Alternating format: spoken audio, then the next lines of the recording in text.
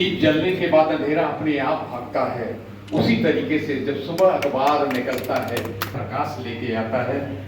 ये दीप प्रज्वलन का कार्यक्रम या देवी सर्वभूतेषु बुद्धि रूपेण संसदा नमस्तस्यै नमस्तस्यै नमस्तस्यै नमो नमः। हमारा ही खराब कर रहा है। करेण वीणा परिवादयन्ति तथा जपरेण माला मराल शासन जिलाधिकारी महोदया द्वारा जो आज की इस कार्यक्रम के ऑनरेबल चीफ गेस्ट हैं, मुख्य अतिथि हैं, खास मेहमान हैं, आपका के लिए एक मार्ग आशीर्वाद में मिलेगा। आपका पुनः इस कार्यक्रम में व्यस्त समय के बावजूद भी आपका चाहूंगा कि वो स्मृति चिन्ह देकर अंग वस्त्रम से स्वागत मुक्ति देकर उनका स्वागत करें।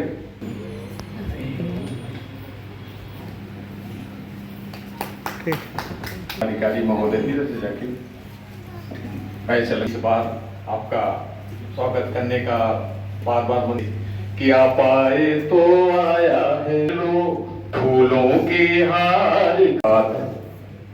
जिस वक्ता को मैं बुलाना है शीला सिंह जी, जो तो उसने ये कहा ये होना चाहिए, तो मैं यहाँ पिछले अखबार का यहाँ इस मंच से नाम नहीं लेना चाहती हूँ, लेकिन मैं सभी अखबारों को ये कह रही हूँ कि कहीं पे वाद विवाद प्रतियोगिता हो रही है, तो कहीं पे स्कॉलर्स बहुत अच्छे से जानते होंगे एआई आर्टिफिशियल इंटेलिजेंस, जिसके माध्यम से आज अगर इस मंच पे शीला सिंह ना भी बोलती हो तो भी शीला सिंह इस मंच से बोल सकती है, जिसको कि आपको देखना है और इससे दूर रहना है।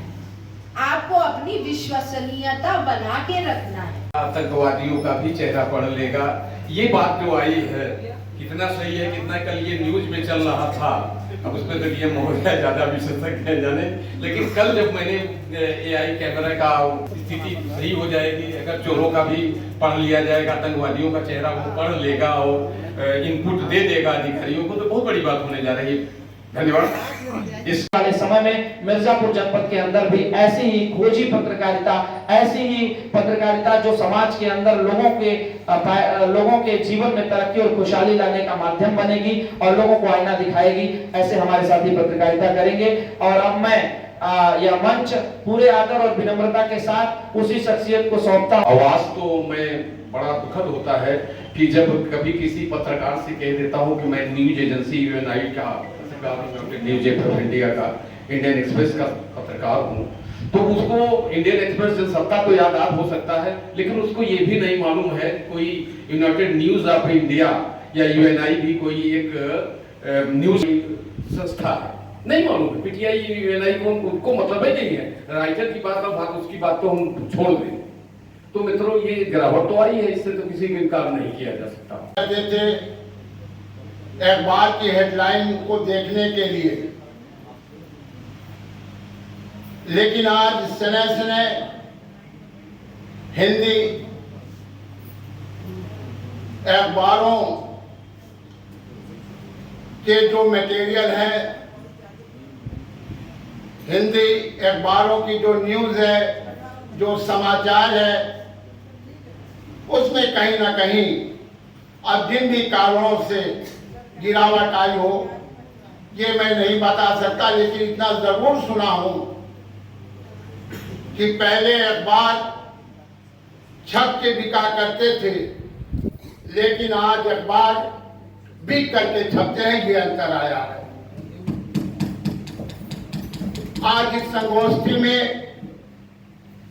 इस जो सफल संचालन कर रहे हैं, ये संचालन करते हैं, निश्चय रूप से वह कार्यक्रम मील का पत्थर साबित होता है। विद्वान उदंड मार्दंड, जिसका कि अर्थ होता है उगता हुआ सूरज या सनराइज, उन्होंने वो अखबार की स्थापना कलकत्ता से की और ये साप्ताहिक अखबार हुआ करता था। और इसका असर ये हुआ अंग्रेजों के ऊपर कि जो उनकी कलम सनराइज में छपती थी, जो समाचार छपता था, वो इस तरीके मीडिया, इलेक्ट्रॉनिक मीडिया यूट्यूबर, यहाँ तक कि बहुत सारे साथी मोबाइल लेकर के कहीं सांप नेवला लड़ रहा है, कहीं पीपल के पेड़ पर कहीं अमरूद आ गया है, कहीं नीम का पेड़ आ गया है, कहीं ट्रांसफार्मर पर तार लगे हुए हैं। इतने पत्रकार, हमको लगता है कि सारी बीच नारी है, कि नारी बीच सारी है, कि सारी ही की नारी है, कि नारी ही की सारी है। इन पत्रकार बंधुओं से कुछ पत्रकार ऐसे होते हैं जो रात दिन इस जुगुल में रहते हैं, इस जुगाड़ में रहते हैं कि कैसे किसी का वीडियो बना करके धन उगाही किया जाए, पैसे का जुगाड़ किया जाए। पूरा पत्रकारिता, पूरा अपना ज्ञान, पूरी अपनी शक्ति, पूरा अपना केंद्र बिंदु और पूरा का पूरा समय, पूरा का पूरा ऊर्जा उसी में साल भर लगाए रहते हैं, उसी जुगाड़ में पड़े रहते हैं। एक पत्रकार ऐसा होता है कि जो ईमानदारी से, सत्यनिष्ठा से एक कलमकार होकर के जो उसका कर्तव्य बनता है, जो एक दायित्व होता है कलमकार का कि कली बेच देंगे, सुमन बेच देंगे, कली बेच देंगे, सुमन बेच देंगे, अरे जमी बेच देंगे, गगन बेच देंगे, अरे कलम के पुजारी अगर सो गए तो इस वतन के पुजारी वतन बेच देंगे। एक जिम्मेदारी, और एक जिम्मेदारी वो है, ऐसे पत्रकारों का मैं नाम भी जानता हूँ जो अच्छे हैं, जो बुरे हैं। निश्चित तौर पर वही हाल राजनीति में है कि राजनीति में मैल है तो साबिन भी है। उपजही एक चंद जगमाई और जलधि जो के दिन जल भी लगाई। उसी कीचड़ से कमल पैदा होता है जो दुनिया को आनंदित करता है, सुखमय करता है, और उसी कीचड़ से कहीं न कहीं जोग पैदा होता है जो दूसरों का खून चूसता है। ये मैं नहीं कर रहा हूँ, गोस्वामी तुलसीदास ने रामचरितमानस में बाकायदे इसका विस्तृत वर्णन किया है, क्योंकि रामचरितमानस के तमाम मर्मज्ञ, तमाम ज्ञानी पंडित राजेंद्र त्रिपाठी स्वयं प्रति माताओं, देवियों, सज्जनों के प्रति इस देश में कैसे चर्चा हो, बेरोजगारी पर चर्चा हो, महंगाई पर चर्चा हो, भ्रष्टाचार पर चर्चा हो, शिक्षा पर चर्चा हो, चारों तरफ हाहाकार मचा हुआ है। लेकिन ऐसी खबरों को, जिस दिन से हम ऐसी खबरों को अवॉइड करेंगे या चीजों को नहीं देखेंगे और जो चीजें हैं तब ये बदलाव आएगा। होता क्या है कि देखिए, पत्रकार बिरादरी सबसे बेचारे निरीह प्राणी होते हैं, और बाहर से देखने वाले हर लोग जो है उस पर आरोप भी लगाते हैं कि नहीं इस तरह की चीजें हैं, ये बदलाव होना चाहिए, पत्रकारिता में ये कमी आ गई है। समीक्षा करने तो हर व्यक्ति बैठा है, लेकिन होता क्या है कि सच्चाई क्या है, चुनौतियां क्या है, वो जो इस फील्ड में है वही समझ सकता है। आज YouTube पे जितने ही मसालेदार तरीके से कोई खबर चलाई जाए, लोग उसे ज्यादा पसंद करते हैं। अभी समस्यात्मक खबरें रहेंगी तो शायद सब पन्ना पलट देंगे, जिस मोहल्ले में जो समस्या झेल रहा होगा बस शायद वही पढ़े। तो बात यह है कि कहीं न कहीं प्रोफेशनलिज्म हर अखबार के साथ भी है। और मैं जो कि यहाँ पर आज विषय भी है कि वर्तमान समय में प्रिंट मीडिया का महत्व और उपयोगिता, तो समझ लीजिए मैं यही मानता हूँ मीडिया और मीडिया में प्रिंट मीडिया सबसे जिम्मेदार पत्रकारिता वही करते हैं और करनी भी चाहिए, और उनकी मजबूरी भी है, क्योंकि हम आज जो लिखते हैं वो कल इतिहास हो जाता है। और इलेक्ट्रॉनिक मीडिया या जो भी उससे जुड़े हुए जो और भी तंत्र हैं वो कल उनके लिए ये महत्वपूर्ण नहीं है कि कल क्या होता है। उनके लिए सबसे बड़ी चीज है कितनी जल्दी, कितना सबसे पहले और सबसे प्रथम हम बन जाए नंबर 1। क्योंकि आज तो मुझे ये भी नहीं समझ आता नंबर 1 है कौन।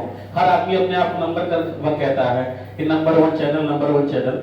तो कुल मिलाकर यह है कि प्रिंट मीडिया के लिए सबसे बड़ी जिम्मेदारी है कि वो 10 मिनट लेट से ही सही, या जो भी चीजें, जो खबर वो सवेरे पाठकों तक परोस रहे हैं उसमें बाकायदा कम से कम अच्छे से उसको साफ सुथरा करके शब्दों का विशेष ध्यान देके, क्योंकि लंबे समय से आज जो भी तैयारी करते रहोगे या जो पढ़ते रहोगे, कभी कभी शब्दों की कोई गड़बड़ी या समस्या या कंफ्यूजन पैदा होने पर लोग अखबार की तरफ जाते थे कि ये शब्द इसमें क्या है, अच्छा उस अखबार में देखिए क्या है, उसमें तो ऐसा लिखा था। ताकीद और तलकीन करनी चाहिए। बेशक हम आपसे फिल्मी तौर पर अंशतः इत्तफाक करते हुए थोड़ा सा इसमें इजाफा चाहेंगे आपसे ये अपेक्षा है और हमारी इच्छा भी है आपसे और तमाम सम्मानित अखबार के सहाफियों से, अखबार से जुड़े लोगों से, क्या आप अखबार में दे क्या रहे हैं, क्या परोस रहे हैं। अखबार तो मेरे निगाह में 2 तरह के आजकल छप रहे हैं। एक तो अदालतों के और जिला पंचायत के और प्रशासन के नीलामी और टेंडर और सूचना, एक बैक डेट में सम्मत छापने की व्यवसाय। हैं कि प्रत्येक वर्ष 30 मई को हिंदी पत्रकारिता दिवस मनाया जाता है और प्रत्येक बार हम लोगों को मौका मिलता है, सुनने का भी मौका मिलता है, बुराई भी करने का मौका मिलता है, अच्छाई भी करने का मौका मिलता है। लेकिन दुर्भाग्य है कि हम लोग प्रत्येक वर्ष हिंदी पत्रकारिता दिवस के अवसर पर एकत्रित होते हैं और चर्चा भी करते हैं कि उस जमाने में एक पेपर हुआ करता था कि जो इस देश को आजादी दिलाने का काम किया था। आज इतने सारे पेपर हैं समाज में चल रहे हैं, मुझे लगता है कि 100 से ज्यादा संख्या तो मिर्जापुर में होगी, लेकिन किसी भी क्षेत्र में क्रांति नहीं उत्पन्न हो पा रही है।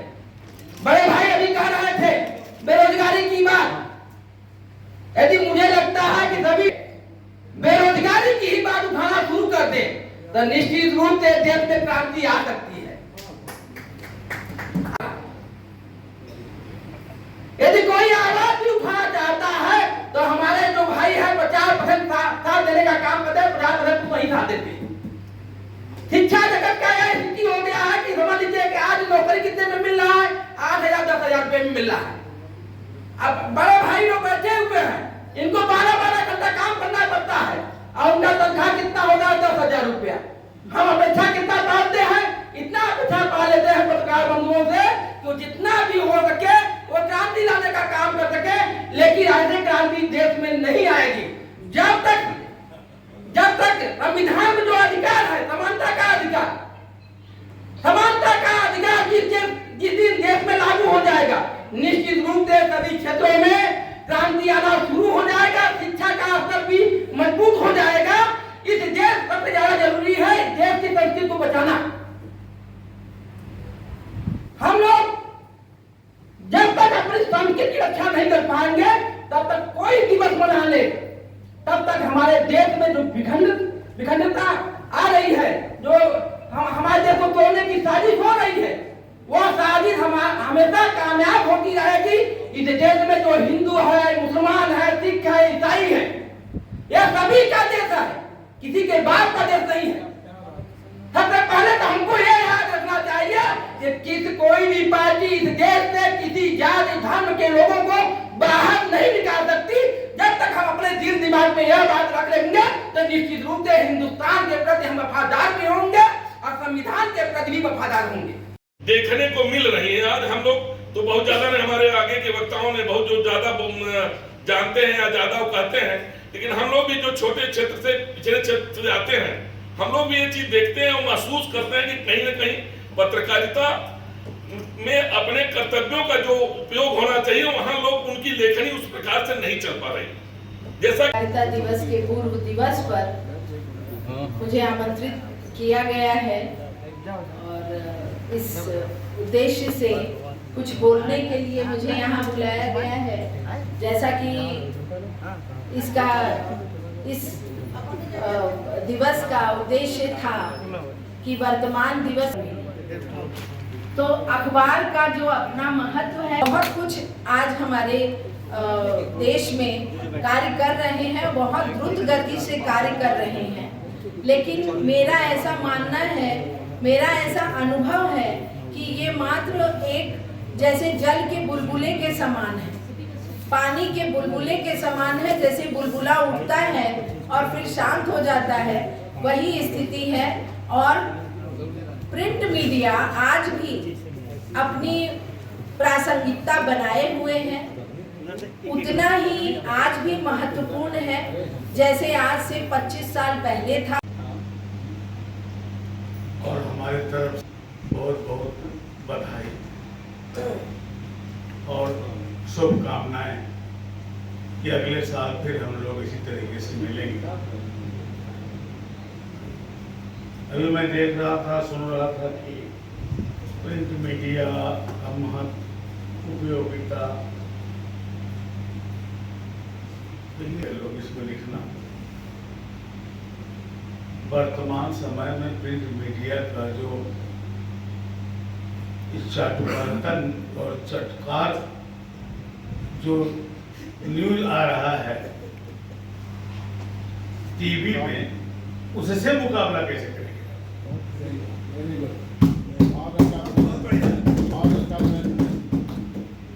वो आते हैं, कुछ बोल के चले जाते हैं, बीच में सुधार भी लेते हैं और 1 घंटे बाद कुछ और बोलने लगते हैं।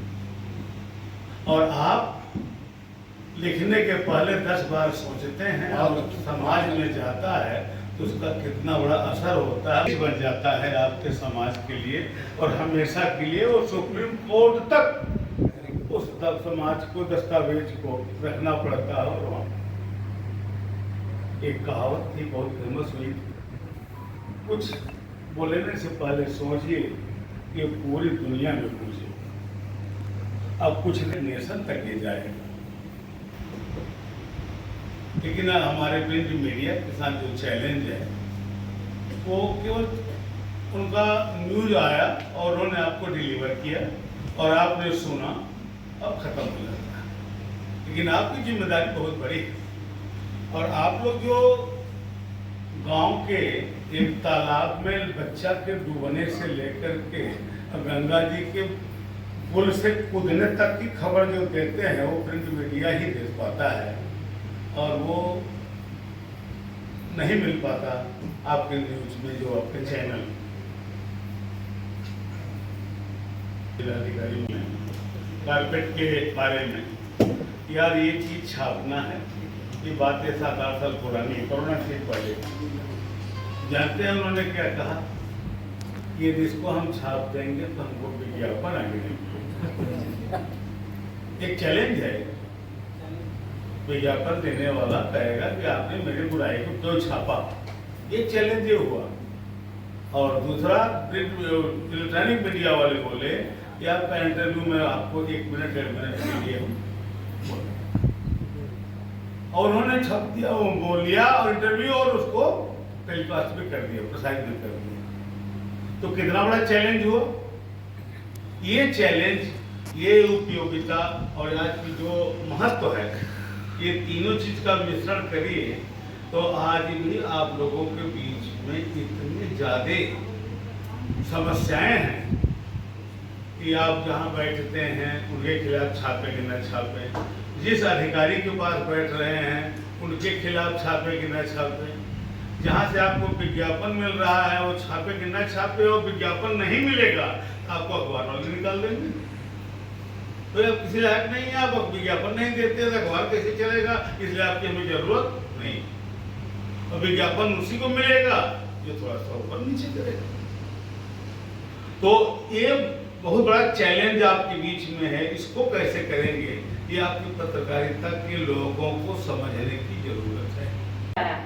पहले केवल जो पत्रकारिता ने हर स्तर पर भूमिका निभाई, स्पेशली विशेष रूप से अगर हम देखें तो ब्रिटिश काल से जो संगठित रूप से पत्रकारिता का प्रादुर्भाव होता और हमारे स्वतंत्रता आंदोलन में पत्रकारिता ने बहुत महत्वपूर्ण भूमिका निभाई और बहुत से महत्वपूर्ण पत्रकार हैं, गणेश शंकर विद्यार्थी जी या बाल गंगाधर तिलक जी, जिन्होंने बहुत से समाचार पत्रों के माध्यम से देश के विभिन्न लोगों में पत्रकारिता के वो स्वतंत्रता आंदोलन के प्रति एक अलग जगाने का काम किया। हमारे महापुरुषों ने, चाहे वो गांधी जी हों या सभी लोगों ने, लाला लाजपत राय हों, अपने अपने समाचार पत्र अपने, और जो हमारे समाचार पत्र हैं उनका वाचन होता था।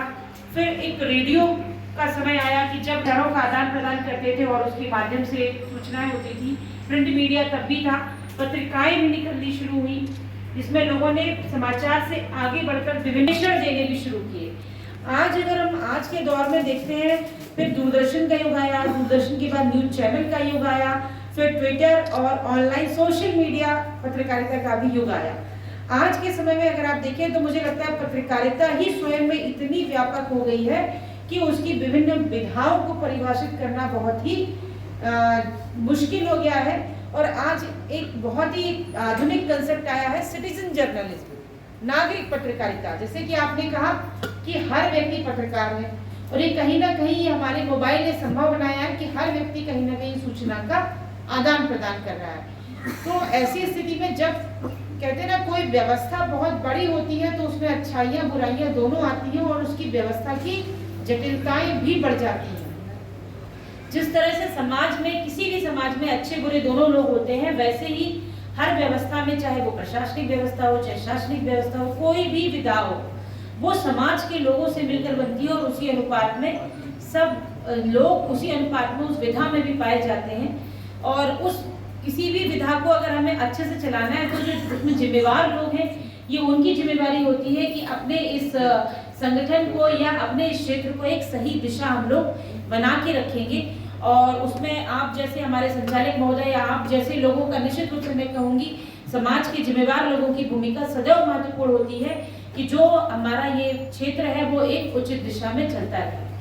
और आज पत्रकारिता ने न केवल लोगों को सूचनाएं बताई हैं और विशेष रूप से कहें तो शासन प्रशासन पत्रकारिता जो हमारा चौथा स्तंभ जो लोकतंत्र का महत्वपूर्ण स्तंभ चौथा पत्रकारिता है ही, और शासन का बहुत सक्रिय भाग होने जिले में जब हम फील्ड में रहते हैं तो पत्रकारिता से हमारा बहुत ही दिन प्रतिदिन का एक अंतरक्रिया भी होती है। हम लोग सूचनाओं का आदान प्रदान करते हैं और मैं कहती हूँ, मैं हमेशा आप लोगों को धन्यवाद देती हूँ कि देखिए जब हम काम करते हैं तो जरूरी नहीं है कि बहुत सारी चीज़ों पर हमारी नज़र जाए या जरूरी नहीं है कि हर चीज़ जो हो वो परफेक्ट तरीके से हो। कहीं ना कहीं कुछ ना कुछ कमियां होती ही हैं या बहुत सारी चीज़ें होती हैं जो हमारी नज़र से छूट जाती हैं। तो आप लोग हमारे लिए आँख नाक कान का काम करते हो। हमारी जो इंद्रियां होती हैं जिस तरह से वो हमारे शरीर को सूचना देती है, वैसे ही पत्रकारिता जो है वो शासन और प्रशासन की इंद्रियां होती हैं जो उनको सूचना देती हैं, जिससे कि हमें सही और गलत चीज़ों के बारे में पता चलता है, किन बिंदुओं पर हमें फोकस करना है, कौन सा ऐसा क्षेत्र है जो हमारे नज़र से छूट रहा है या समय की क्या डिमांड है। कई बार हम लोग रूटीन में काम करते हैं और फिर समाज जैसे जब एक दौर होता है, जब बरसात आएगी तो नालियों की सफाई संबंधित सूचना आएगी, सर्दी आएगी तो कंबल वितरण, तो हम उससे विजिलेंट भी होते हैं कि हाँ भाई इस मुद्दे को देखना है, इसको लेकर समीक्षा करनी है। तो निश्चित रूप से ये गिव एंड टेक का जो ये सिम्बियोटिक रिलेशन